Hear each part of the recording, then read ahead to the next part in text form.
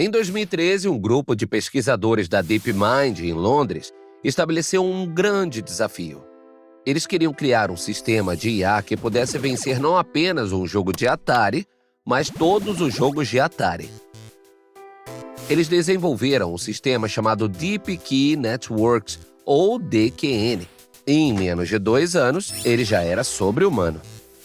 O DQN estava alcançando pontuações 13 vezes melhores que as de testadores humanos profissionais em quebra-blocos, 17 vezes melhores em boxe e 25 vezes melhores em pinball.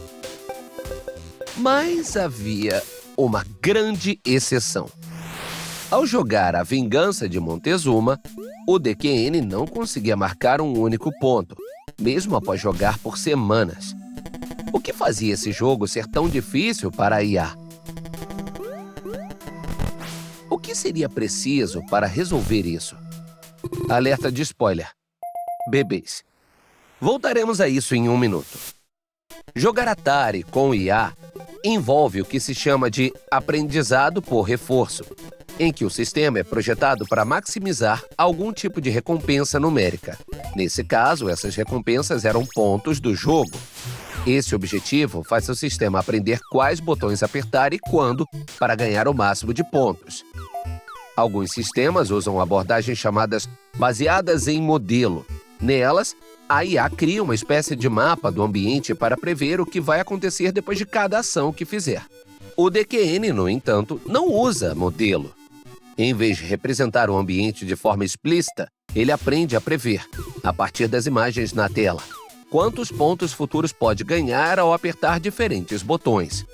Por exemplo, se a bola está aqui e eu for para a esquerda, ganho pontos, mas se for para a direita, não ganho. Mas aprender essas conexões exige muita tentativa e erro.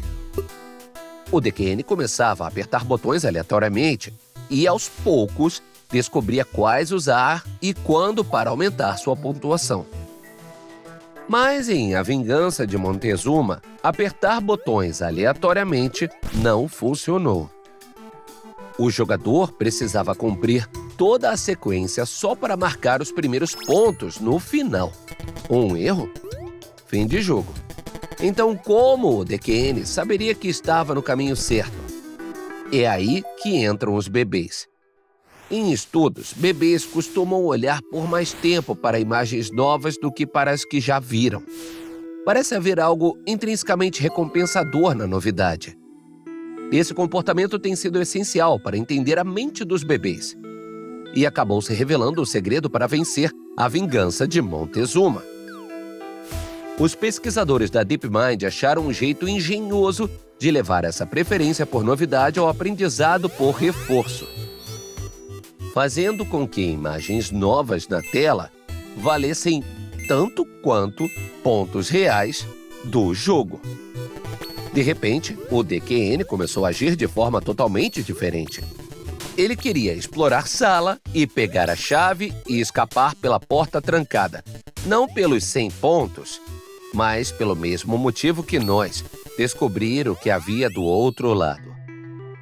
Com essa nova motivação, o DQN não só conseguiu pegar a primeira chave, como também explorou 15 das 24 câmaras do templo. Mas focar demais nas recompensas pela novidade às vezes complica mais do que ajuda. Um sistema que só procura o novo depois de jogar por muito tempo perde a motivação. Se já viu tudo, por que continuar? Ou então, se encontrar, por exemplo, uma televisão, ele trava. As imagens novas o tempo todo acabam paralisando o sistema. As ideias e a inspiração aqui seguem em ambas as direções. Quando pesquisadores de IA se deparam com um problema prático, como fazer o DQN vencer um jogo difícil, eles recorrem cada vez mais a especialistas em inteligência humana em busca de soluções.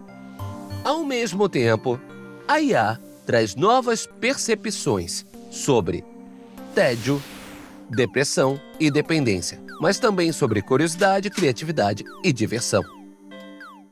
Se você gosta de aprender, inscreva-se em nosso canal. Toda semana publicamos novos vídeos sobre tudo, desde a história do mundo de acordo com os gatos, até como ser um melhor ouvinte. Fique ligado e fique curioso.